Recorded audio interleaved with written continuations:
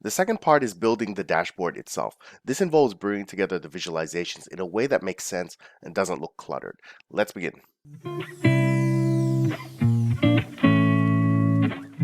Part two of this problem is actually compiling the visualizations into the dashboard, which I thought I'd do in a separate video just because it can be a little fidgety and I want to take it very slow. So what I'm going to do is I'm going to build a dashboard. So pressing this button right here.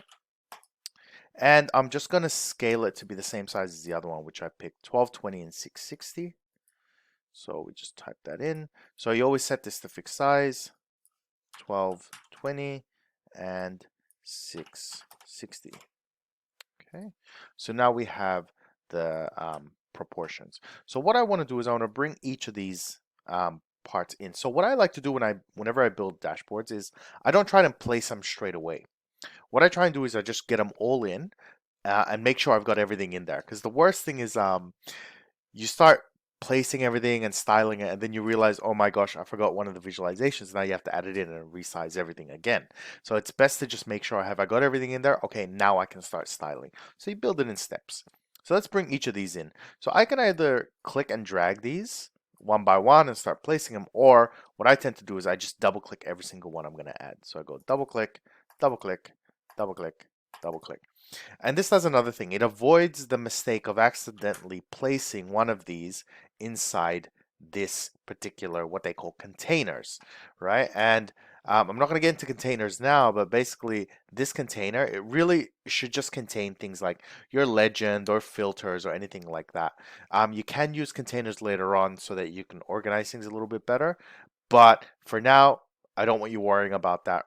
All we're really concerned is putting the visualizations on a dashboard. That's it. The next thing we want to do is add a title. So we got the dashboard title button right here. And there you have your title. Okay. And this one we actually don't need. So I just click here at the bottom and just get rid of it all. It's just extra. Don't really need it. So now let's worry about placement. So this one, and again, I'm not worried about like particular lengths or width. I'm just interested in placement. So I know in this first one, this one's actually side by side with the pie. So that's the first thing I'm going to do. I'm just going to move this next to the pie until I'm happy with the placement. Now, for some reason, it's not letting me do that. So let's scroll down a bit. Let's just move to the right. Sometimes it's like it's just where your mouse is. So sometimes it gets a bit kind of fidgety, right, for some reason. So here, for example, I can put it next to it, right? So if this ever happens, don't worry so much. Start moving things around here and there and then see what happens. So I'm going to move that here. Let's see if I can move this down here. Okay. Sometimes it's the width of it that doesn't actually let you do it. See, for example, now I can put that in. So sometimes it gets a bit fidgety, which is annoying especially for beginners. But after a while of doing this, it's really not a big deal. Okay, let's go here. I'm going to resize this a little bit so it fits. Okay, nice. Resize this. Okay, once I have kind of the general placement of where I want everything to go and I'm like, cool, it looks nice. That's when I'll start modifying titles and all that. So I can just double click in here, change that title, double click in this one, change that title, and so on and so forth. But in terms of